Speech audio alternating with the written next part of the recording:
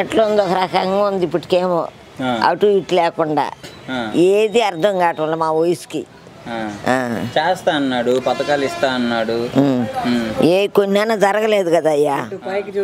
Pension ఇచ్చాడు, pension ఇచ్చాడుగా. Pension పెంచిండు ఒక 1000 రూపాయలు.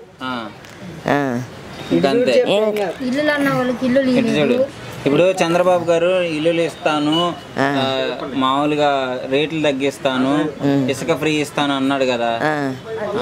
2 చేయలా, ఇసుక ఇయ్యలేదు, ఇల్లులు మారవలేదు, ఈ కట్టమేనకి అన్ని ఇస్తామన్నాడు.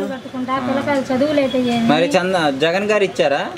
జగన్ గారు అన్నీ చేశారు మా వయసులో, మాకు చిన్న వయసు నుండి కూడా ఇప్పటి వరకు మాకు అదే నమ్మకం.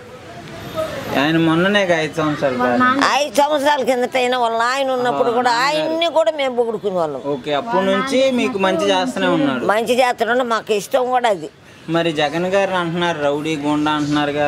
వాళ్ళే రౌడీలు అనేవాళ్ళు, వాళ్ళే గోండాలు.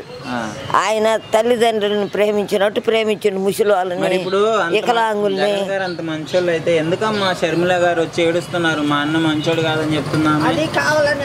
ఆమె విరోధంగా ఆమె పదవి ఎక్కాలని ఆయనకి వ్యతిరేకంగా తిరుగుతుంది. ఆమె జల్లదు.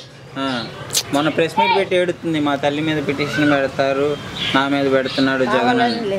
అవన్నీ ఒట్టిదే, పెట్టినా కూడా ఆయన పెట్టడు. అంత మనస్సాక్షి లేనుడు కాదు ఆయన, దేవుడిని ఇరిగి బతికేవాడు జగను.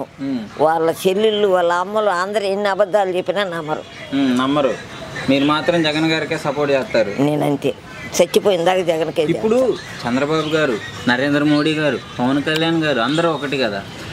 అందరూ ఒకటే, అందరూ స్వభావం వేరు, జగన్ స్వభావం వేరు. నువ్వు ఎంతైనా జగనే అంటావు.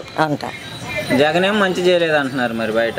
చేయకుంటే వాళ్ళకుంటుంది, అది చేసింది మాకు తెలుసు. మా వయసు 73 సంవత్సరాలు, ఇప్పుడు నాకు తెలుసు, నేను బతికే ఉండా.